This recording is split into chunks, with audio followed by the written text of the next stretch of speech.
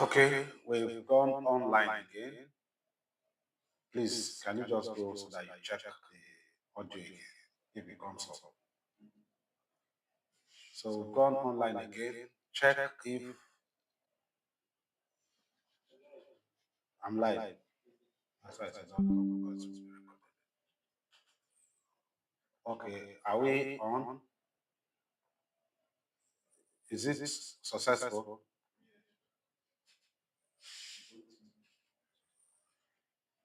Has it come up? Go and check the audio now. Are we okay?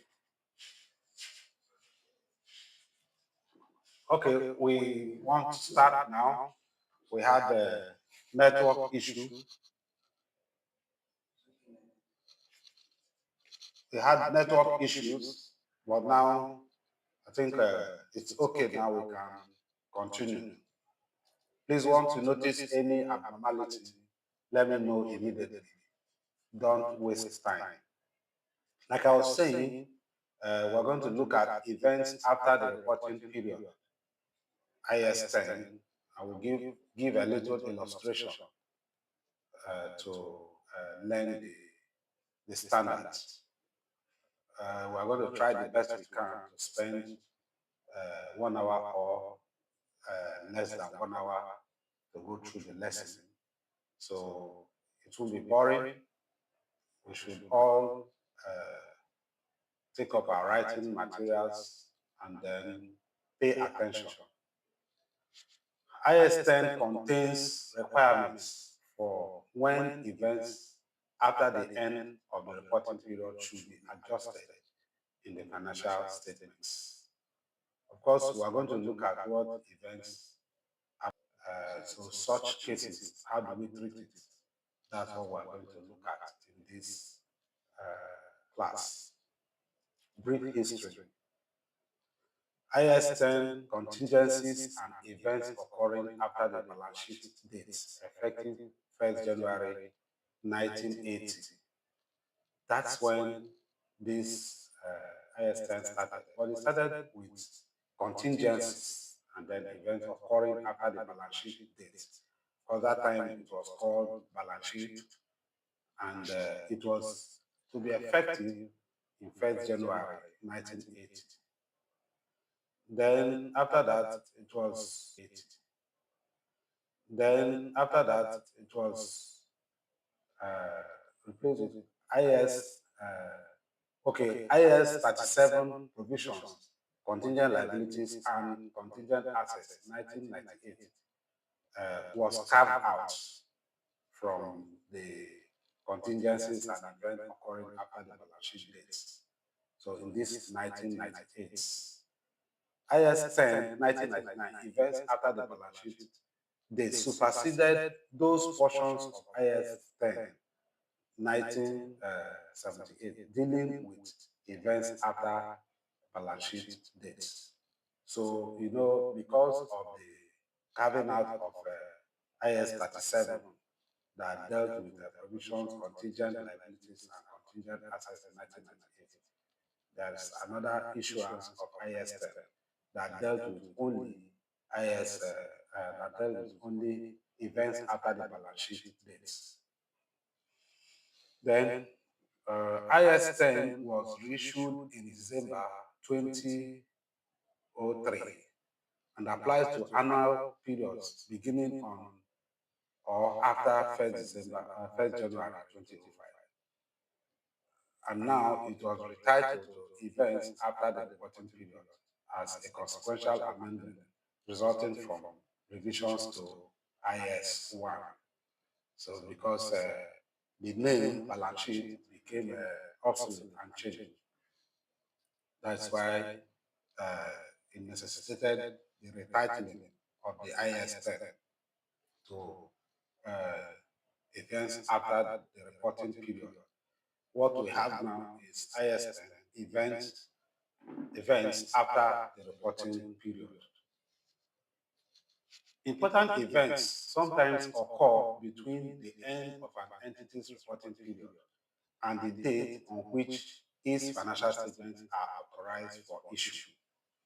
These are known as events after the reporting period. The question that arises is whether the financial statements of the previous period should be adjusted, or whether details of such events should merely be disclosed in the notes. Remember that we are talking about events that occur between the end of an entity's reporting period and the date on which its financial statements are authorized for issue. Of course, when the reporting period ends, it takes some time before the financial statements are prepared and authorized for issue. Where usually the company always try to beat the tax maximum days of submission of filing. So it's always going to be something between the reporting date period and the day the financial statements are authorized for issue. So anything that happened within that time is what we're looking at. So we are now looking at whether details of such should only be disclosed in the notes, or there should be an adjustment in the financial statement. So this leads us to what we call adjusting events and non-adjusting events. So we'll start with adjusting events. These are events after the reporting period that provide further evidence of conditions that existed at the end of the reporting period.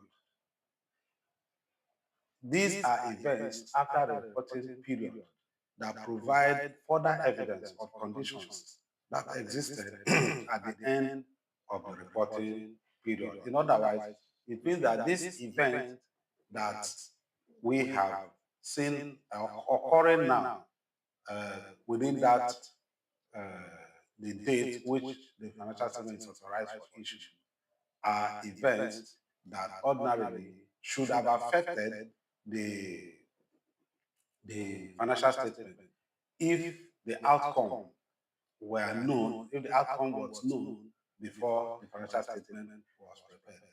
But now the financial statement has been prepared, and yet we still, these events have now occurred.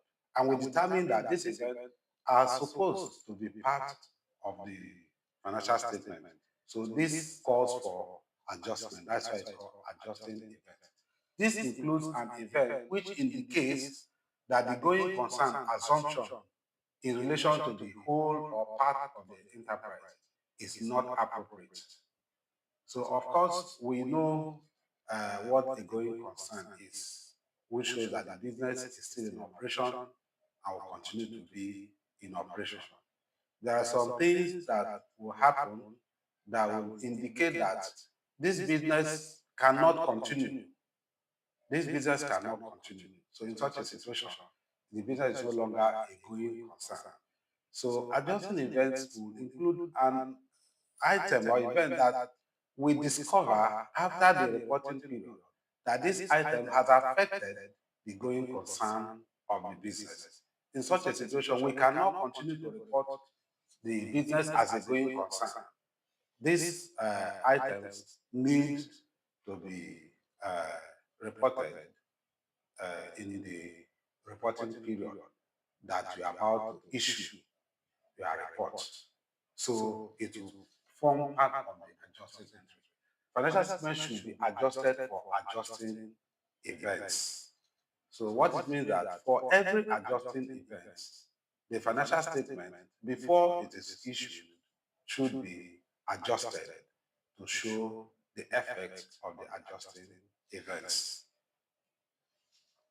In the following examples, it should be assumed that Valley Limited has prepared its financial statement for the year ended 31st December 2020 and that they are authorized for issue on 10th of March 2021. So you see, the year ended 2020 the financial statement has been prepared, but is not yet to be issued until 10th of March 2021. So this is the assumptions we are going to make to answer or to illustrate adjusting events. Settlement of a court case that confirms that entity had a present obligation at the end of the reporting period. Settlement of a court case that confirms that the entity had a present obligation at the end of the reporting period. A director of Valley Limited was dismissed in November 2020 and instituted court proceedings against the company in December 2020. At 31st December 2020, provision was made for an amount of 200,000 in respect of the former director's claim. In February 2021, the case was settled out of court, the director being awarded 350,000, including costs. This amount was paid in April 2021. Now look at what has happened in this case. A director dismissed, and the director couldn't take it lying low. Instead, he took the company to court. He was dismissed on November. Remember that the account is for the period ended at 1st December 2020. But before the end of the period, this man has been dismissed. And at the end of the period, December, before the end still, he took the company to court. And then at the end of the period, when they were preparing the account, they made a provision that in case the matter is against them, they will pay the fines or they will pay compensation to the director. And they made a provision of 200,000 naira. But however, the matter ended in February 2021. Remember, the company is the financial statement is authorized to be issued on 10th of March. But in February, the case ended, and the court awarded the director 350,000, which is far above the amount that the company provided for by about 150,000. By 150,000, this amount was paid, and the money was paid in 2021. The out-of-court settlement provides further evidence of conditions existing at the end of the reporting period. Consequently, the settlement is an adjusting event after the reporting period. An additional amount of 150,000 should be provided for as at 31st December 2020. Remember that the provision that was made was 200,000. But however, we have seen that this amount is an adjusting event because it's something that relates to December 2020.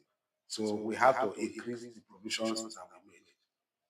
So we will enter a journal like this, debit credits, and Naira signs in thousands. Redundancy settlement, you debit. So that is the provision that was made.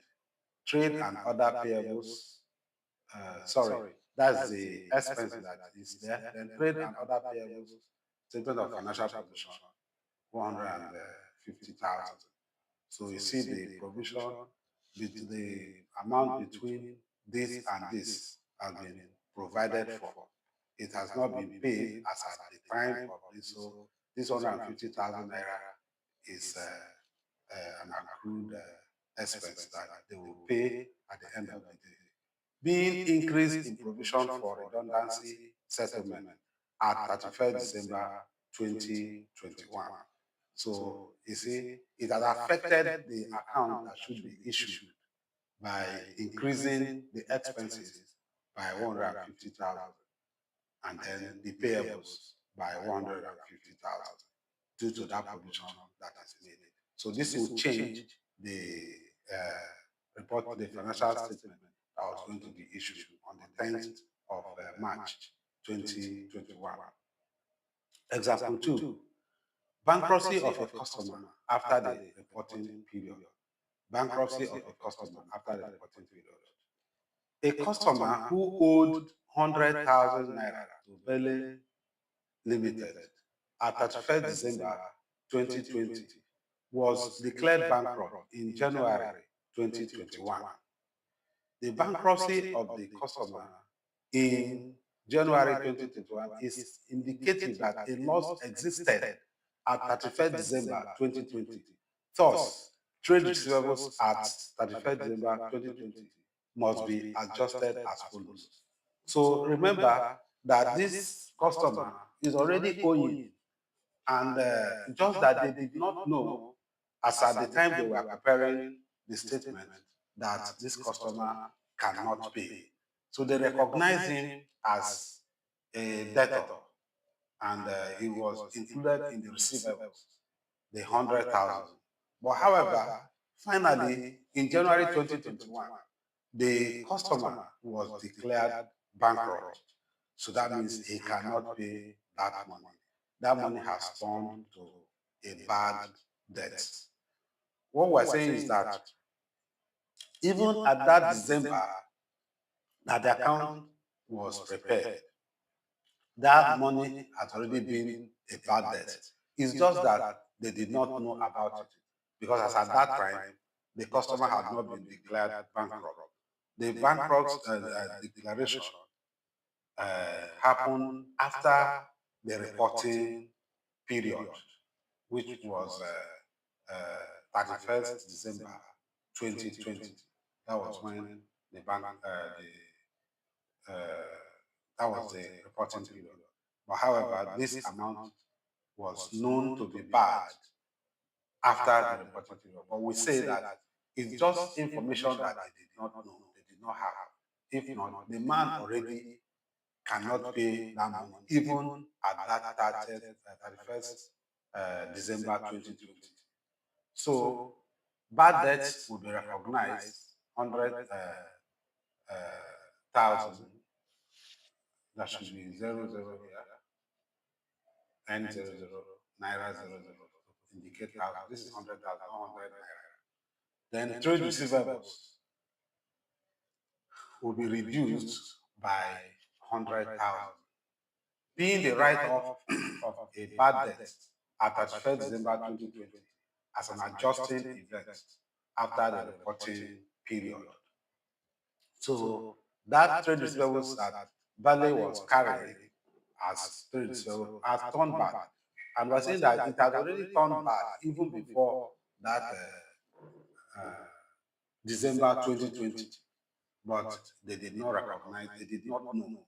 So it was not reflected in the account. But however, they knew before the day their statement is authorized for issue. Example 3, sale of inventories after reporting period.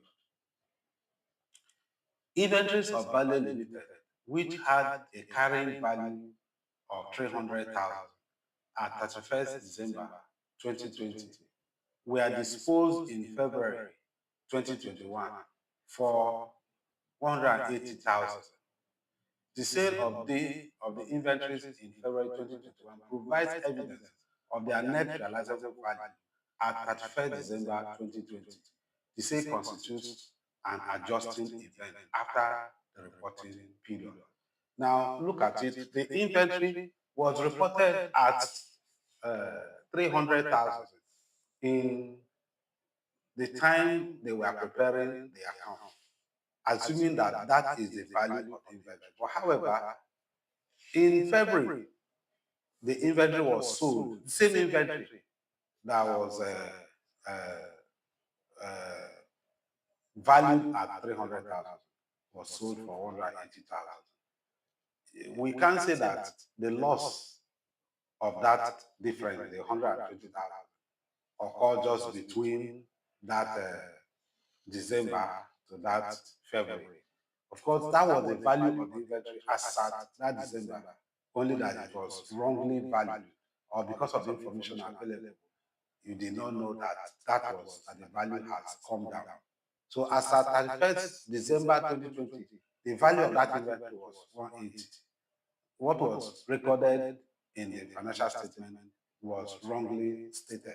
It was not the correct value that was stated there, because when we sold it in February, we found that it is only 180,000. So this event becomes an adjusting event. So what it means is that the closing inventory was overvalued by 120,000 naira, increasing the profits and reducing the cost of sales. Reducing the cost of sales and increasing the profit. Now, we have found out that we shouldn't have done that. So that difference, we're going to add it back to cost of sales so that we look at cost of sales as what it should have been at 31st December 2020 had we known the correct value of that invoice. So we have an entry here where cost of sales has been debited to increase the cost of sales, and inventory credited to reduce the value of inventory. Remember that the inventory was valued at 300,000. So a credit to the inventory will bring back the inventory to that 180,000 that was sold from the inventory was sold. Remember that you value inventory at net cost, and a higher of cost, lower of cost, and net realizable value. So at this point, the value that we have realized is 180, which is lower of cost, lower than the cost that we have in the statement of financial position, or the carrying value. So in this case, so the narrative being the reduction in value of inventory to its net realizable value at at 31st December 2020. Example 4. So I hope we are following these examples so that we understand them very well. The determination after the reporting period from assets sold. In December 2020, Vale Limited sold a subsidiary undertaking which it had owned for several years. The consideration was agreed as being at least 3 million naira, and to be no greater than 4 million naira. The price being ultimately determined by the profits of the subsidiary for the year ended 31st December 2020. Profits of the subsidiary determined in late January 2021 were in line with expectations, and the final consideration was settled at 3.5 million. Now, a subsidiary undertaking was sold, and now the consideration that was agreed was not fixed. It was at least 3 million and maximum 4 million. But this will be based on the profit that is made by the subsidiary in that period. And that profit has been made in December 2020, but the account has not been prepared. It was in January 2021 that it was determined that the profit that was made was 3.5 million. In preparing its financial statement for the year ended 31st December 2020, the finalization of the disposal price of the subsidiary will be an adjusting event after the reporting period. The disposal proceeds of the subsidiary as recorded in the 2020 financial statement will be 3.5 million. Will be 3.5 million. So if they had made a provision of 3 million, then they will increase it by 500,000. If nothing has been done, if no provision has been made, then 3.5 billion will be what they will use as disposal of the subsidiary. So that's something that will go back and affect the financial statement that they have prepared for the period ended 31st December 2020, even though this thing happened in January 2021, late January 2021. It will go back to affect the 2020 financial statement. Example 5, the discovery of an error which shows that the financial statements are incorrect. The discovery of an error which shows that the financial statements are incorrect. In January 2021, Pele Limited discovered that an invoice from a supplier for 300,000 had been recorded in error as 30,000 naira in December 2020. The discovery of this error is an adjusting event after the reporting period, and the following adjustment will be made in the 2020 financial statements. Listen, there was an error of 30,000 naira, of 270,000 naira. A supplier invoice that should have been recorded as 300,000 was recorded as 30,000. At this point, the trade payables have been reduced by 270,000, and cost of sales have also been reduced by 270,000. So when this thing happens, first thing is to determine whether it is an adjusting event or not. If it's an adjusting event, the next thing to determine is the amount that is involved that should be adjusted. After you have determined the amount that should be adjusted, then the account that it will affect. So in this case, it's going to affect the cost of sales and the trade payables. Now, cost of sales was reduced because of the recognition of purchases as a lower amount, 30,000 instead of 270,000. While trade payables was low because we recognize the person we bought something on credit for 300,000. We said it's only 30,000, but definitely we are going to pay him 300,000. That's a difference of 270,000 in the book. So that's why we have to adjust it.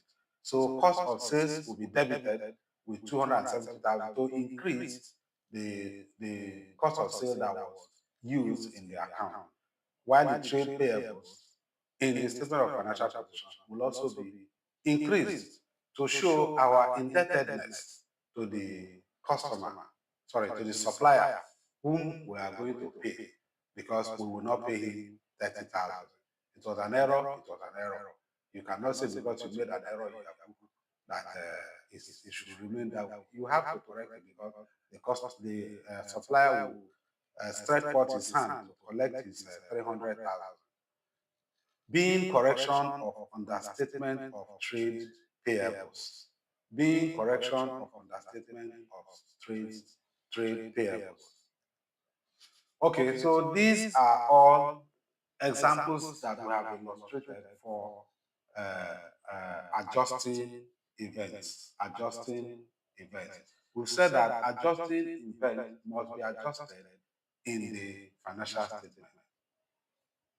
We have to adjust the financial statement, even though it has been prepared. That will not make us to say, no, we have prepared the financial statement, let's not adjust it. So long as we determine that this thing that happened should have affected the financial statement before it was released, then we have to adjust it, adjust for them. So let's go to non-adjusting events. These are events that are indicative of conditions that arose after the reporting period. Indicative of the condition that arose after the reporting period. An entity should not adjust its financial statement for non-adjusting events after the reporting period. So if the event that happened is a non-adjusting event, then it will not affect the financial statement, even though it has not been authorized for issue. If the need be, if the event is big enough, they might disclose it in the notes.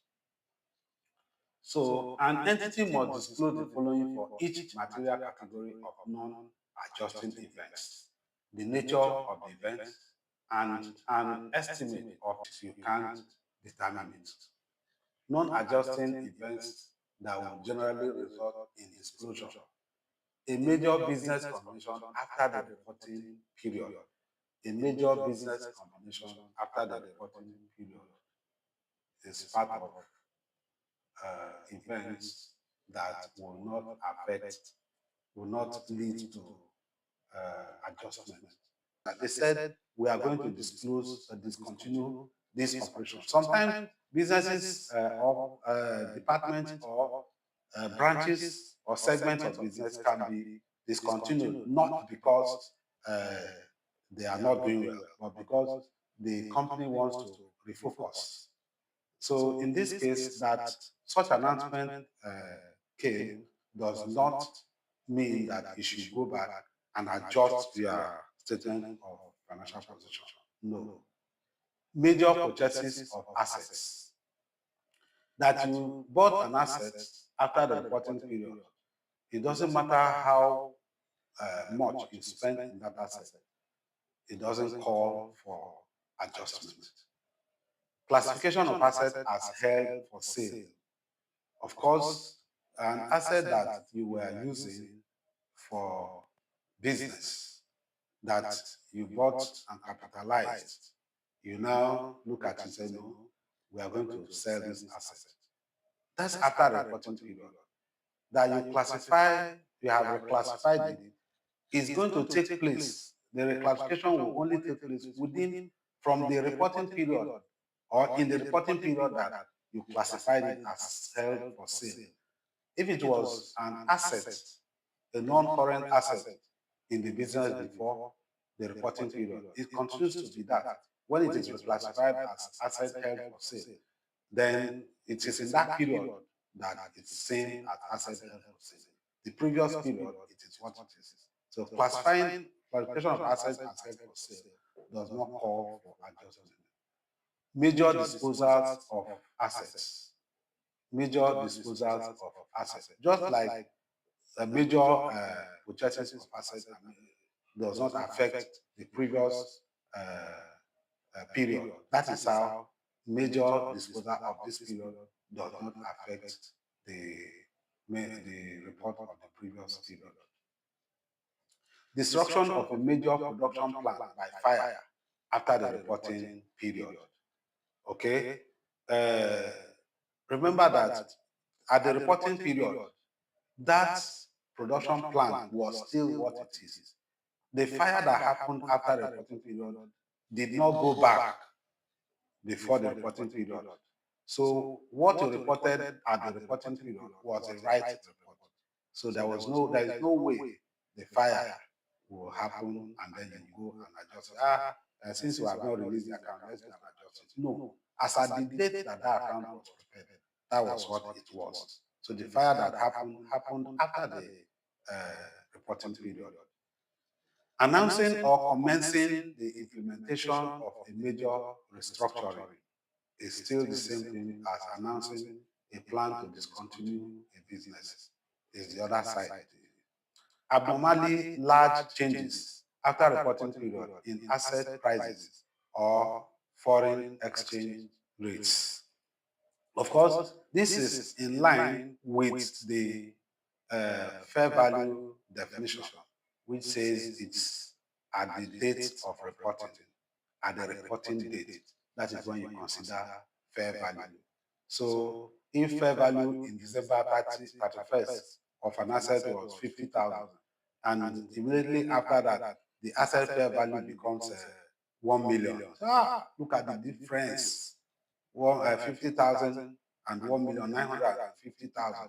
Let's go back and reflect it in our statement of financial position. No, that's fraudulent because as at the date you prepared the account, as at the reporting period, that was the value of the asset, because fair value says the amount which you can sell the asset or settle liability at the reporting period.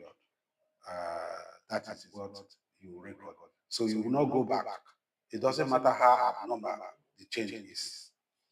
Entering into significant commitments or contingent liabilities, for example, by issuing significant guarantees. This will not affect the, the, the last period. Now, we can see that when we talk about the adjusting entry, the adjusting entry focuses on things that were true at the end of the reporting period. So it means that if those information were available at the end of the reporting period, the reporting would have been different. The figures used there would have been different. But however, if what happened after the reporting period has nothing to do within the period that was reported, then you cannot go back and adjust it. So let's have this as one of the things that can make us understand what adjusting and non-adjusting entries are. Example 6, decline in market value of investment after the reporting period. Vale Limited had non-current assets investment at 31st December 2020, which were included in the statement of financial position at a valuation of 560,000. The investment fell in value after the year end and were valued at 50,000 naira on the 12 on 12 March 2021, when the company's financial statements were authorized for issue. The change in value of the investment is non-adjusting event after the reporting period. Vale Limited should continue to carry the investment at 560,000 in its statement of financial position at 31st December 2020. Details of the fall in value of the investment should be disclosed if it is considered material. Okay, because that investment value did not fall in 2021. The board of directors of Vale Limited declared a dividend of 5% per share in respect of the year ending 31st December 2020. Sorry, I'm getting a call that is trying to cut my network. I hope it didn't affect the network there. It's not affecting. Please let me know so that I can make appropriate adjustment for this. I don't want any issue that will bring problem again in this time. Okay. Going concern.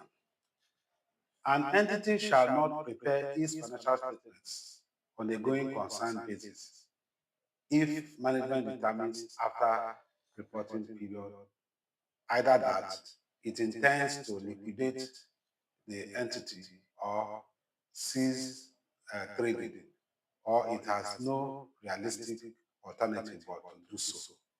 Now, we have talked about selling an aspect of a business, and we said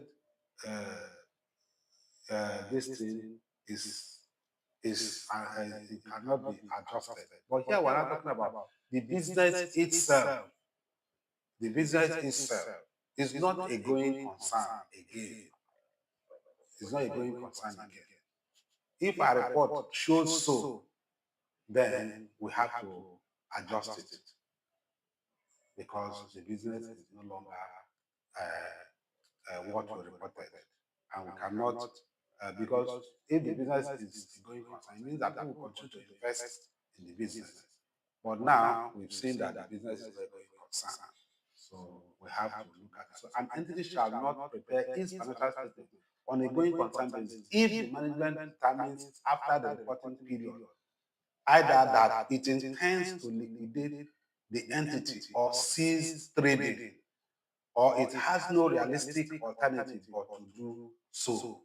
So you already know that this business is no longer there. And you want to prepare your financial statement? No. And as a going concern, no. You have to prepare it knowing that this business is about to end. Disclosures. Date when the financial statements were authorized for issue and who gave the authorization. These are disclosures that are required from by this IAS 10 events after the reporting period.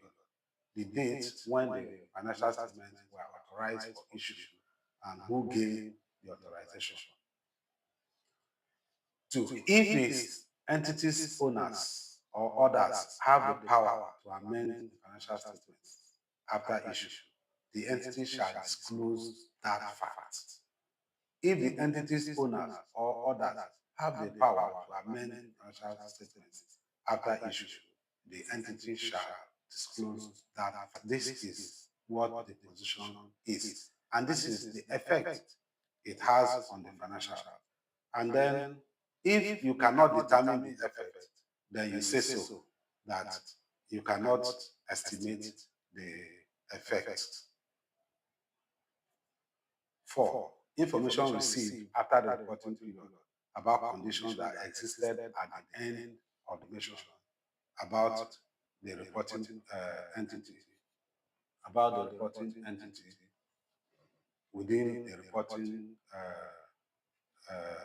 after the reporting period, then you must disclose it. Let us summarize. Like I said, we're going to do this in less than 1 hour or so.